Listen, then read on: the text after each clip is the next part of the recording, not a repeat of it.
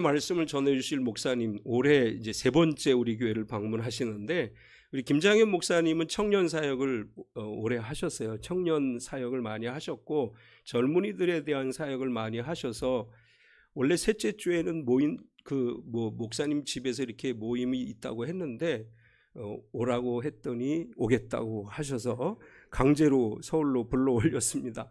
오늘 나오셔서 우리에게 말씀을 전해 주실 때 하나님을 믿노라 이 제목으로 말씀을 전할 때 많은 은혜 받으시기 바랍니다. 나오실 때 우리 박수로 할렐루야 환영하겠습니다. 할렐루야. 여러분 한 분 한 분 진심으로 환영하고 축복합니다. 제가 약한 게 몇 가지가 있습니다. 뭐였냐면 제 와이프한테 약합니다. 또 약한 게 있는데요, 청년들에게 제일 약합니다. 청년들이 모인 곳에는 제가 기를 쓰고 갑니다. 그래서 목사님께서 부탁을 하셨을 때에 제가 기쁨으로 기꺼이 하나님께서 나에게 부르신 부르심에 응답하며 이곳에 오게 되었습니다. 그런데 이제 제가 올해만 3번이라고 했잖아요. 처음과 지금 다른 게 있는데 혹시 여러분들은 뭐가 달라지신지 아십니까? 저는 마음이 달라졌습니다. 처음에 왔을 때는 저분이 조규영 목사님인가 생각하셨는데 지금은 그렇게 헷갈리시지는 않으시더라고요. 그래서 참 감사하다. 또 한편으로는 제 마음이 바뀌었더라고요. 올라오는데 마음이 이렇게 편안한지, 그리고 친숙하고 또 여러분들의 얼굴을 뵈니 너무 반갑다라는 생각이 들었습니다. 이게 바뀐 거더라고요. 아멘. 감사합니다. 오늘 우리가 함께 이 청년을 축하하고 또 청년을 위한 주일로 함께 드리고 있습니다. 이곳에 온 청년들 진심으로 환영합니다. 축복합니다. 우리 청년들을 한 박수 한번 보내드릴까요?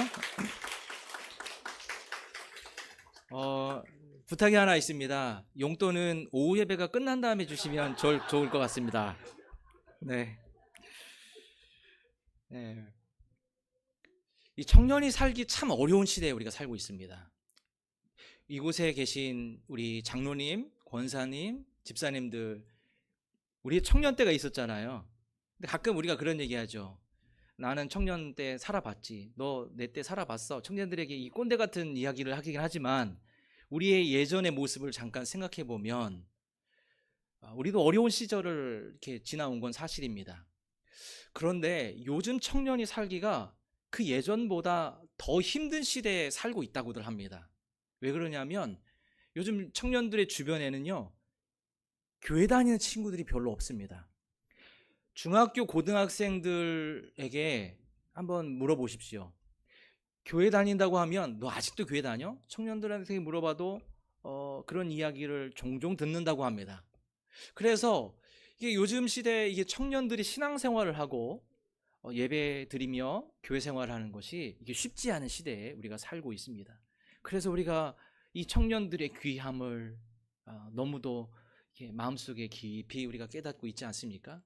우리 청년들을 위해서 오늘만이 아니라 지속적으로 함께 기도하고 또 이들의 성장을 위해서 헌신하는 우리 참빛교회 한 분 한 분 되셨으면 좋겠습니다.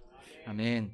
오늘 본문에서 우리는 인생이라는 이 항해의 여정에서 신앙인으로서 우리가 어떻게 살아야 하는지를 그것에 대한 믿음의 원리를 발견하게 됩니다.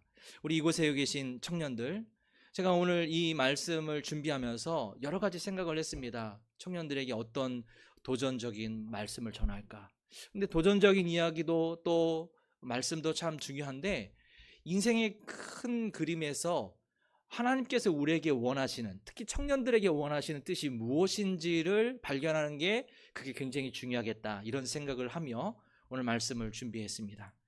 오늘 말씀의 배경을 좀 간단하게 좀 설명을 드려야 할 것 같아요. 좀 이해가 필요합니다. 바울은 다 들어보셨죠? 우리 청년들. 바울은 복음을 전하다가 유대인들에게 여러 번의 고소를 당합니다. 왜 그러냐면 이 말씀을 전하는데 유대인들의 생각과 시각에서는 바울의 이 복음 전하는 것이 눈의 가시처럼 여겨졌습니다. 그래서 유대 총독이었던 벨릭스, 그리고 벨릭스의 뒤를 이었던 베스도라고 하는 총독이 있었는데 유대인들이 이 바울을 고소하니까 그들 앞에서 재판을 받게 돼요. 재판을 받는데 이 재판장들에게서부터 죄를 찾지 못한다라고 하는 그런 결론들이 도출되니까 유대인들이 더 열받은 겁니다.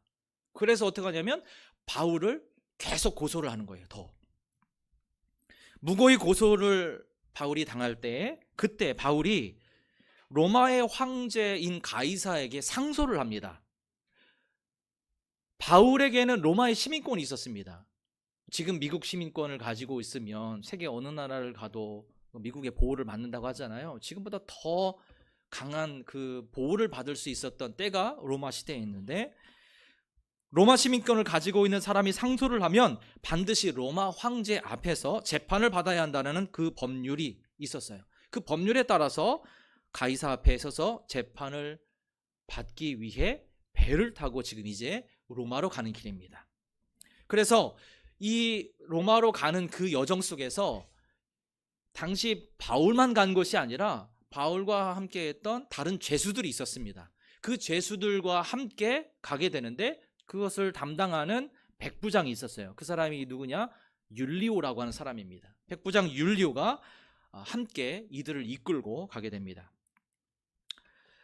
오늘 제가 지도를 준비했습니다. 지도 뭐 잘 안 보이시죠? 아유 참 저도 잘 안 보이는데 지금 저 지도는 바울의 전도 여행 1, 2, 3차 전도 여행, 그리고 마지막으로 뭐 4차 전도 여행이라고 얘기하는 바울이 로마로 가는 여정. 지금 두 번째 이 그림은 로마로 가는 여정을 그렇게 그 자취를 그려놓고 있습니다. 이 여정을 보시면 지금 가이사랴라고 하는 동네에서 위쪽으로 이렇게 갑니다. 그 다음 장을 한번 보세요. 그러면은 화살표가 어떻게 되냐면 위쪽으로 올라가죠. 그래서 위쪽으로 올라가다가 내륙 지방을 타고 그리고서 지중해 한복판으로 다시 내려왔다가 로마로 가는 이런 여정입니다.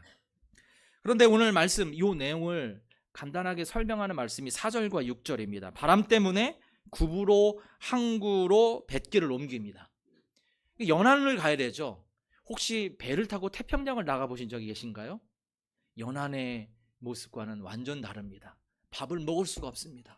저도 예전에 단기 선교를 다녀왔는데요. 태평양에 배를 타고 나갔는데 그때부터 일주일 동안 사람들이 나오지 않은 사람들이 대부분이었습니다. 왜냐하면 너무 파도가 심하니까. 그래서 연안을 따라간 거죠. 그래서 길리기아 밤빌리아 바다를 건너서 무시라고 하는 시에 도달했는데 여기에서 배를 갈아탑니다. 왜냐하면 그 다음부터는 지중해 한복판을 건너가야만 했기 때문에 작은 배로는 이동을 하지 못합니다. 그래서 큰 배를 타게 됩니다. 알렉산드리아가 아프리카 북부에 있는 큰 항구 도시거든요. 무역이 엄청 발달한 곳입니다. 상선이 왔다 갔다 하는데 그 중에 한 상선을 빌려 타고서 로마로 가게 되는 거예요. 7절과 8절에 보면 바울을 타해온 배가 살몬의 앞을 지나서 미항이라는 곳에 이릅니다. 미항에 이르렀을 때 바울은 더 이상 이제 여기서부터는 조금 힘들겠는데 라고 하는 생각을 하게 돼요. 바울이 1, 2, 3차 여행을 하면서 그 지중해 지역을 여러 번 항해를 했잖아요. 그 감이 있었던 겁니다. 그래갖고 이제는 더 이상 항해하면 안 되겠다.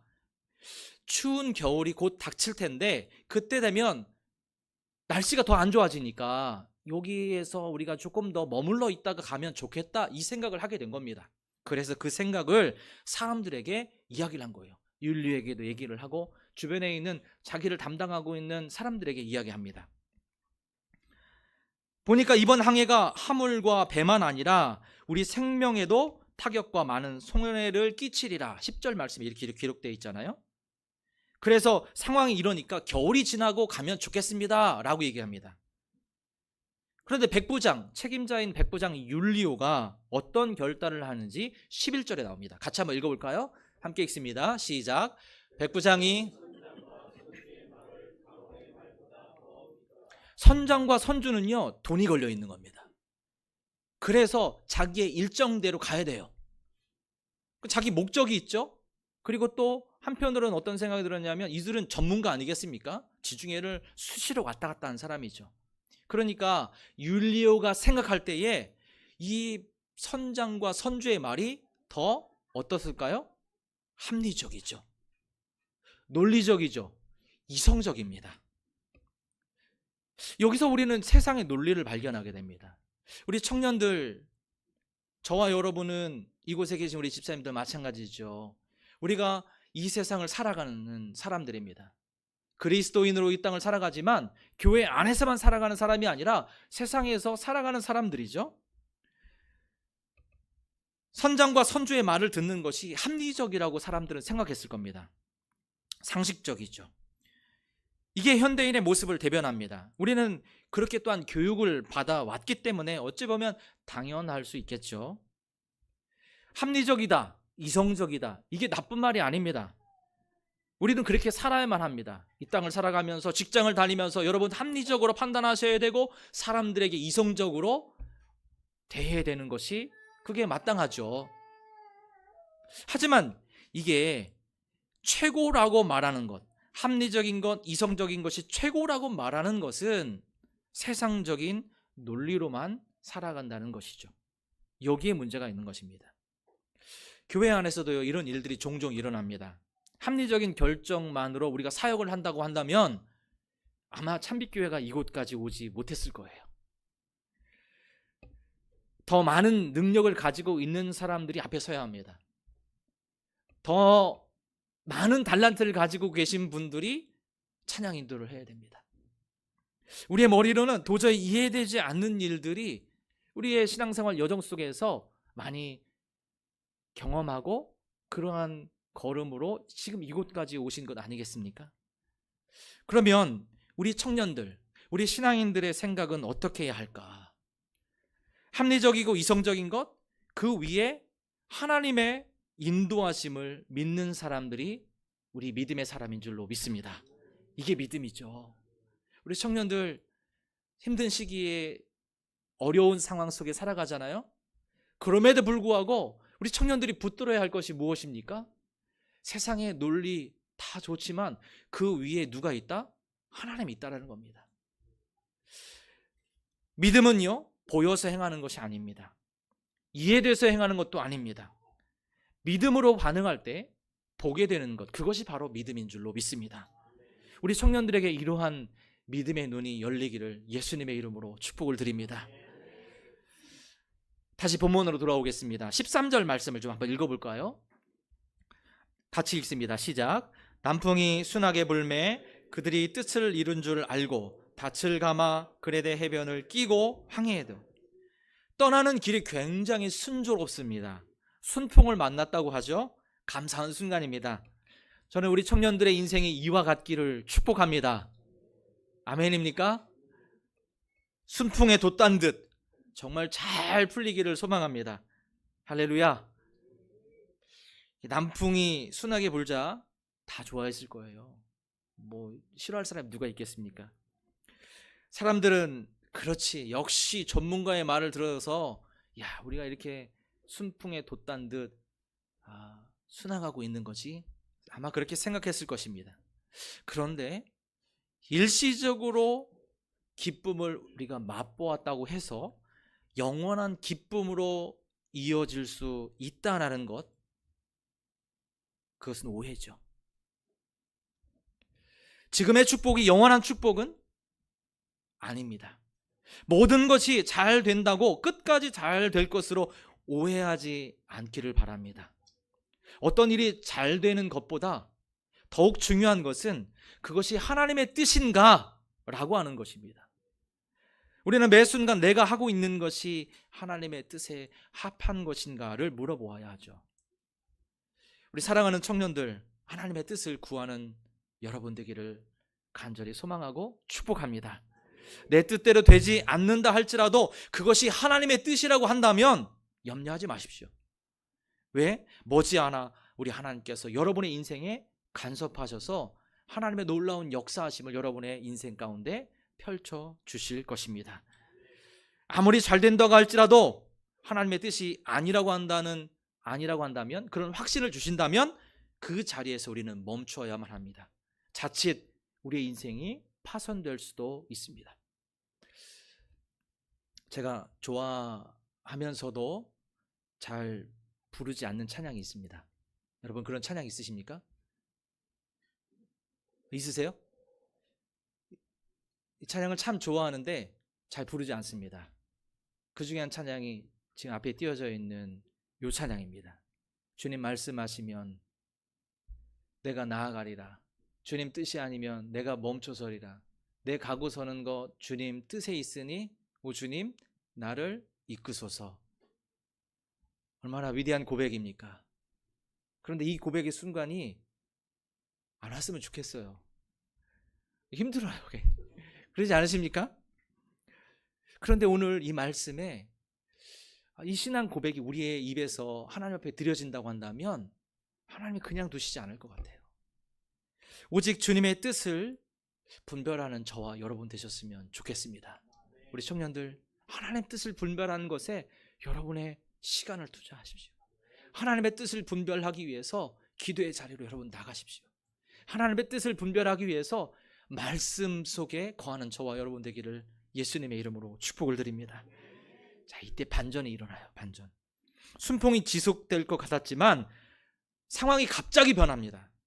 순식간에 광풍이 몰아치는데 유라굴로라고 하는 광풍이 몰아칩니다. 이 유라굴로가 유로스라고 하는 이 헬라어와 그리고 아길로라고 하는 이 두 단어가 합쳐진 합성어입니다. 그래서 유로스는 동풍이고 그다음 아길로는 북동풍이에요. 그래서 이 북과 동쪽에서 불어오는 아주 강한 바람을 가리켜서 유라굴로라고 이야기합니다.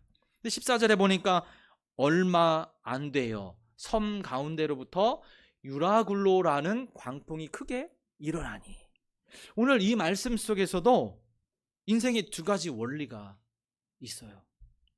첫 번째는 뭐냐면 우리 모두 유라굴로를 만난다는 겁니다.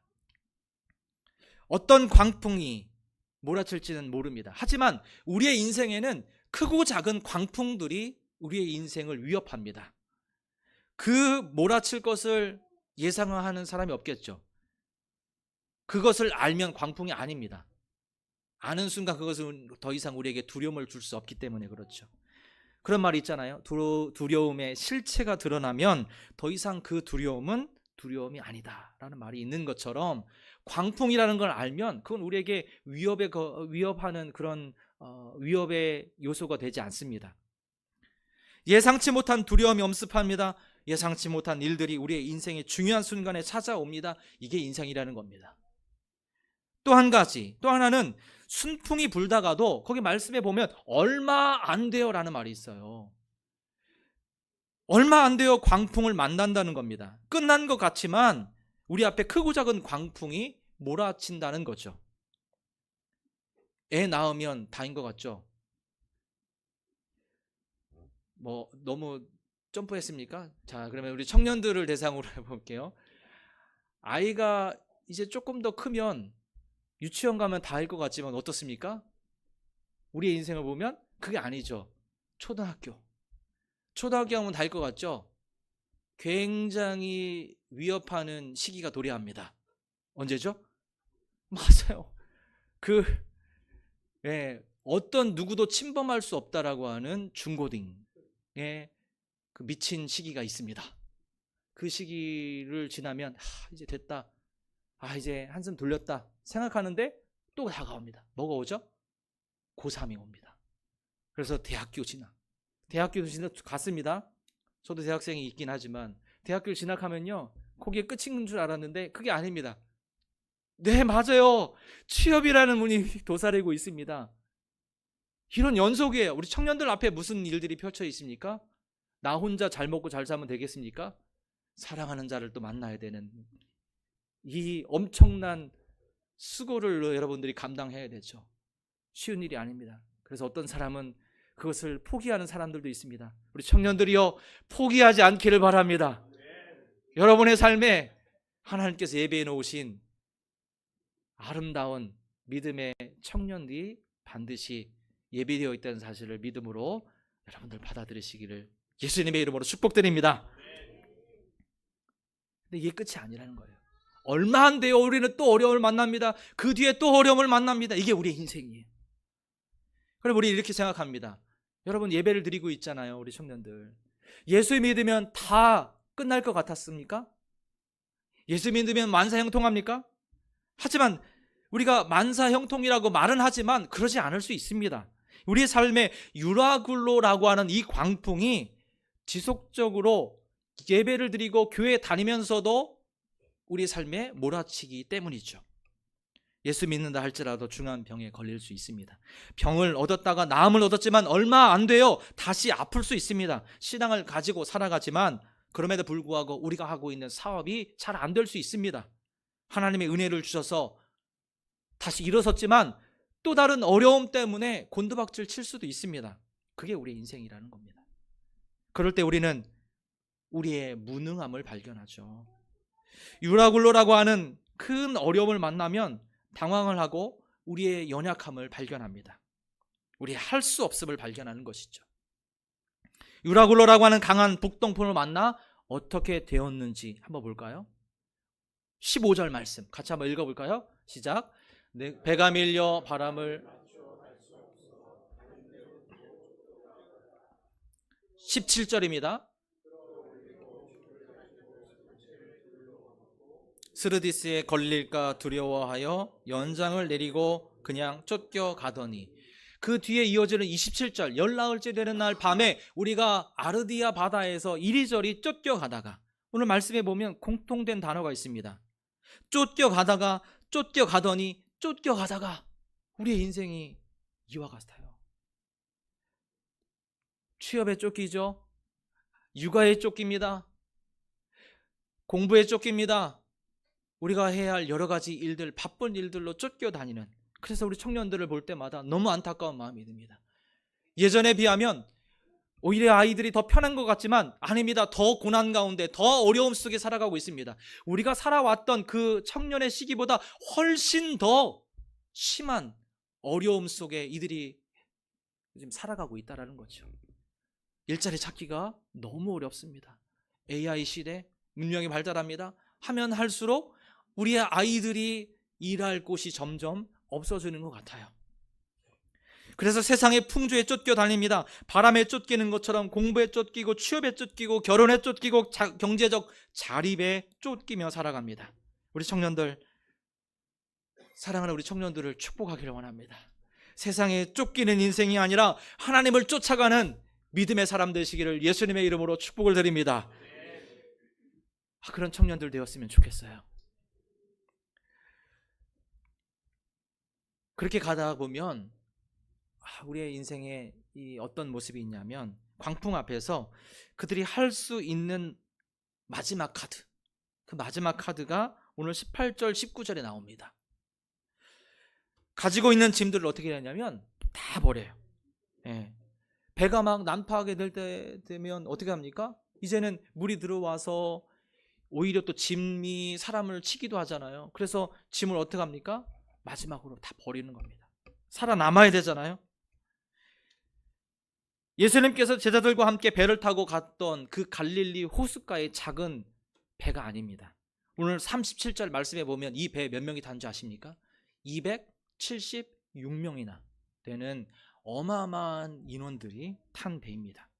그 배 안에 있는 수많은 물건들이 있습니다. 곡창지대 싣고 온 그 음식물들이 있을 겁니다. 장사를 하는 사람들 팔 물건을 배에 실었을 것입니다. 그리고 이제 타지에서 일을 하다가 그들이 이제 그 벌은 돈을 가지고 부모님께 가서 이제 효도해야지 해서 사갖고 온 많은 물건들도 있을 거예요. 가치 있는 것, 소중한 그 모든 물건들을 어떻게 합니까? 짐 때문에 그것들을 얻기 위해서 살아왔는데 이제는 광풍 앞에서 허무하게 그것을 내어버려야만 하는 그런 상황이 도래한 겁니다. 우리의 소유도 그와 같지 않습니까?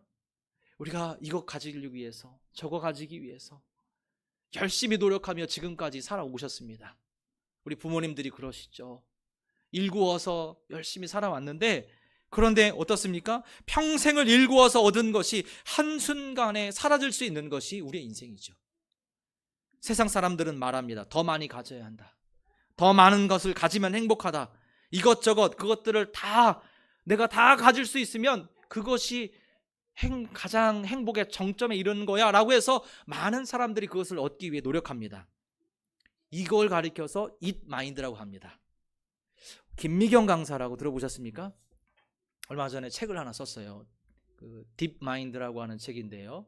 이분이 이 책을 쓰면서 그 안에 두 가지를 대조적으로 설명합니다. 하나는 잇 마인드, 하나는 딥 마인드. 잇 마인드는 무엇이냐면 무엇인가 가지려고 그것을 내 것으로 소유하려고 하는 그 마음, 그 생각이에요. 어느 순간 그 잇이라고 얘기하는 그것이 나의 삶을 통치하고 있는 자신을 발견했다는 겁니다. 내가 가지고 있는 핸드폰에 매여서 지금 살아가고 있는 아이들 보잖아요. 그 잇이라고 하는 핸드폰이 아이들을 지금 막 조종하고 있는 거예요. 이게 잇마인드입니다. 하지만 소유하는 것보다 더 중요한 건 무엇이냐면 그 소유가 우리를 구원할 수 없다라는 생각, 그 깨달음으로부터 정말 가치 있고 의미 있는 그 무엇인가를 찾아내는 것. 이 땅의 모든 것을 소유하신 하나님의 은혜, 그 은혜가 우리의 삶에 정말 소중한 것이라는 것을 발견하는 것, 그분과의 관계를 누리며 살아가는 것, 이것을 딥 마인드라고 부릅니다. 관심에, 그 관계에 모든 초점이 맞춰져 있는 거죠. 사람을 대할 때에도요, 어떤 사람을 내가 이용해 먹는 그런 관계가 아니라 그 사람과의 진실한 관계 안에 들어가서 그 사람의 소중함을 우리가 함께 누리며 살아가는 것, 그게 참빛교회 우리 성도님들 또 우리 목사님과의 그 관계 아니겠습니까? 이런 관계 안에 거하는 것, 이것이 딥 마인드라는 거예요. 배에 있는 사람들이 할 수 있는 모든 일을 했음에도 불구하고 여전히 절망적이에요. 20절 말씀을 같이 한번 읽어볼까요? 함께 있습니다. 시작. 여러 날 동안 해도 별도 보이지 아니하고 큰 풍랑이 구원의 여망마저 없어졌다. 구원의 여망마저 없어졌더라. 얼마나 절망적입니까? 해도 별도 보이지 않습니다. 낮의 해와 밤의 별은 방향을 결정하는 수단입니다. 그 방향을 잡을 수 있는 나침판과 같은 해와 별들이 없어졌어요. 우리 이럴 때 있지 않습니까? 내가 그토록 믿었던 그 누군가가 내 옆에서 사라졌을 때 여러분 어떻습니까? 구원의 여망마저 없는 그 순간, 그 인생의 걸음을 걸어가지 않습니까? 절망입니다. 우리 청년들, 또 이곳에 계신 우리 성도님들, 혹여 이 자리에 이러한 상황에 계신 분이 혹시 이곳에 앉아 계십니까? 모든 것을 다 해봤는데 구원의 여망마저 사라진, 그래서 절망 속에 빠져 있는 분들이 계십니까? 제가 이제 청년부 사역을 하다 보면요, 겉으로 볼 때에는 정말 멀쩡해요. 너무 잘생기고 너무 아름답습니다. 그런데 속이 문드러져 있는 친구들을 종종 봅니다. 이 망가져 있어요. 이들에게 받았던 그 상처 때문이겠죠. 그런데 그들을 외모만을 보고서 보면, 야, 어떻게 저런 친구가 저런 고민이 있을까? 어떻게 저런 친구에게 저런 큰 어려움이 있을까라고 생각하는 사람들이 가끔씩 있어요. 근데 그런 친구들에게 우리의 관심의 눈을 돌려야 돼요. 이 시대 청년들 한 사람 한 사람 뜯어보잖아요. 다 그렇습니다. 10이면 9은 다 그렇습니다. 건강한 청년들이 많지 않아요. 그래서 우리 청년들을 바라볼 때 기도하셔야 됩니다. 우리가 같이 함께 중보해 주셔야 됩니다. 이들이 정말 인격적으로 예수님을 만나고 복음을 만나고 그들 안에서 참된 회복이 일어나고 그들 안에서 새로운 비전이 발견되고 하나님에 대한 열망으로 새롭게 일어설 수 있는 그런 믿음의 청년들이 될 수 있도록 우리 함께 기도했으면 좋겠습니다.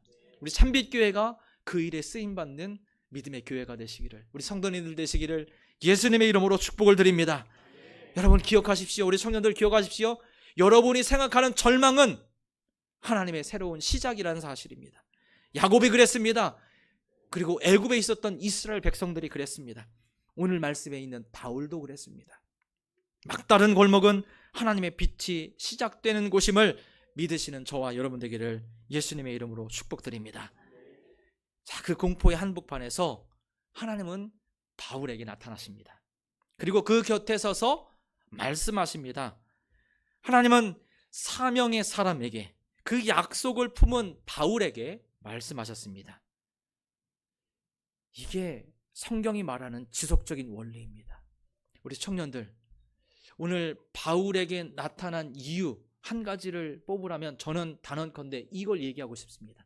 왜 하나님이 바울에게는 나타나시고 왜 하나님은 나에게 나타나지 않습니까? 라고 말하는 청년이 있을 수 있겠죠. 이걸 기억하셔야 됩니다. 사명의 사람들에게는 하나님이 지속적으로 말씀하시고 하나님의 뜻을 나타내 주신다. 오늘 이 말씀을 붙드시는 저와 여러분 되기를 소망합니다. 바울에게는 사명이 있었어요. 어떤 사명입니까? 로마의 한복판에 가서 그곳에서 하나님께서 말씀하신 하나님의 복음을 증거하고 그곳에 서서 하나님의 나라를 증거하는 그 사명자로 하나님이 바울을 부르셨어요. 그 사명에 응답하신 것이죠. 바울이 이 말씀을 받은 거예요. 한번 같이 읽어볼까요? 시작. 바울아, 두려워하지 말라. 내가 가이사 앞에 서야 하겠고 또 하나님께서 너와 함께 항해하는 자들을 다 내게 주셨다. 이게 은혜입니다. 하나님께서 이러한 비전을 이미 주셨고 오늘 이 말씀을 통해서 다시 한번 성령을 통해서 확인해 주시는 겁니다. 가이사 앞에 네가 서야 할 거야. 비전이 있습니다. 사명이 있습니다. 그 사명이 있는 자는 망하지 않는 척. 폭풍우가 다가오지만 넘어뜨릴 수 없습니다. 왜냐하면 하나님이 그 사람을 지키시고 보호하시기 때문이죠. 오늘 절망의 한복판에서 하나님은 바울에게 사명을 주신 것처럼 오늘 이 말씀이 우리 청년들에게 새로운 사명을 붙드는 귀한 말씀이 되기를 예수님의 이름으로 축복을 드립니다. 이 말씀은요, 바울에게만 주어지는 말씀이 아닙니다. 오늘 이 말씀을 듣는 우리 모두를 향하신 하나님의 뜻임을 오늘도 이 말씀을 통해서 우리는 깨닫고 우리 마음속에 새기시는 이 시간이 되기를 간절히 소망합니다. 가이사 앞에 서야 하겠고 하나님은 우리를 통하여 바울을 그렇게 세우신 것처럼 세상 앞에 서야 하겠고 그리고 하나님께서 너와 함께 항해하는 자들을 다 내게 붙여주셔서 우리에게 맡겨주신 그 사명을 감당케 하신다는 이 사실을 믿음의 눈으로 바라보시는 저와 여러분 되시기를 예수님의 이름으로 축복드립니다. 우리 청년들, 사명이 있으십니까? 여러분이 이곳에 앉아 있는 것이 이미 사명을 받은 증거입니다. 믿으십니까? 하나님께서 여러분들을 지키십니다. 가이사 앞에 서게 하신 것처럼 여러분을 하나님께서 부르셨는데 그 사명을 이루게 하실 것을 믿음의 눈으로 바라보실 수 있기를 바랍니다. 이때 바울이 이렇게 고백합니다. 25절입니다. 함께 읽습니다. 시작.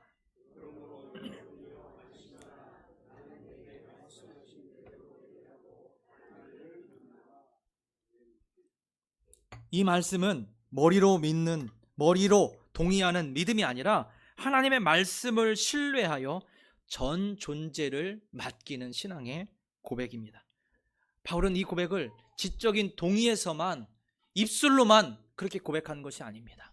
무엇입니까? 그의 삶 전체에서 역사하신 하나님, 그 하나님을 경험했던 그 하나님이 본인의 신앙의 그 고백으로 전 인격을 다 다해서 하나님 앞에 드리는 인격적인 고백이요, 관계에서 나온 삶의 믿음의 고백이라는 사실이죠. 우리 청년들, 이곳에 계신 우리 청년들이요, 인생의 여정에서 하나님을 믿는 자가 되십시오. 아멘. 하나님을 믿는 자가 되시기를 예수님의 이름으로 축복을 드립니다. 그런 믿음의 사람으로 살아가기를 소망합니다. 믿는 자는요, 하나님의 약속의 말씀을 붙드는 거예요. 믿음은요, 약속하신 말씀을 이루실 하나님을 신뢰하는 겁니다. 그 하나님을 여러분 신뢰하며 여러분에게 맡겨진 사명을 꿋꿋이 헤쳐나가시는 한 분 한 분 되시기를 소망합니다. 우리 성도님들, 이곳에 계신 우리 청년 한 사람 한 사람, 우리 모든 여러분, 하나님은 신실하시죠. 믿으십니까? 우리 하나님 신실하십니다. 하나님께서 여러분에게 약속하신 말씀을 기억해 보십시오. 그 약속하신 말씀대로 이루실 하나님을 신뢰하십시오. 그리고 절망의 한복판에서 하나님은 바울에게 새로운 시작을 말씀하신 것처럼 여러분에게 새로운 시작을 허락하실 그 하나님을 신뢰하며 나가시는 한 분 한 분 되시기를 예수님의 이름으로 축복드립니다. 그 믿음으로 나아갈 때 26절입니다. 함께 읽습니다. 시작. 그런즉 우리가 반드시 한 섬에 걸리리라. 하나님께서 예비해 놓으신 한 섬이 있었습니다. 그 놀라운 은혜를 우리가 누리게 될 줄로 믿습니다. 그 한 섬은 우리에게 예비해 놓으신 한 명의 믿음의 사람일 수도 있습니다. 그리고 그 한 섬은 하나님께서 공급하시는 새로운 공급하심일 수도 있습니다. 그리고 그 한 섬은 우리 청년들에게 예비해 놓은 새로운 직장일 수도 있습니다. 하나님께서 그 한 섬을 저와 여러분들에게 예비해 놓으셨다라고 하는 이 사실을 바라보시고 오늘 이 말씀을 여러분 마음속에 새기시고 이 믿음으로 나는 하나님을 믿노라 라고 하는 믿음, 그리고 나에게 한 섬을 예비하신 하나님을 신뢰함으로 나가시는 우리 모든 성도님들, 특별히 우리 모든 청년들 되시기를 예수님의 이름으로 축복을 드립니다. 아멘. 기도하겠습니다. 좋으신 하나님 감사합니다. 우리 하나님께서 우리에게 맡겨주신 사명을 이루시기까지 하나님께서 우리를 지켜주실 줄 믿습니다. 때때로 하나님, 우리가 만나는 유로와 굴로와 같은 그 광풍 속에서, 그 광풍 앞에서 우리가 사람을 의지하지 않고 환경을 주목하지 않고 오직 성령의 음성을 따라 살아가게 하여 주시옵소서. 바울을 통해서 로마의 심장에 복음의 물결로 뒤덮으신 것처럼 하나님, 우리를 통해서, 우리 참빛교회 청년들을 통해서 이 땅에 하나님의 나라가 임하게 하여 주시옵소서. 예수님의 이름으로 기도하였습니다. 아멘.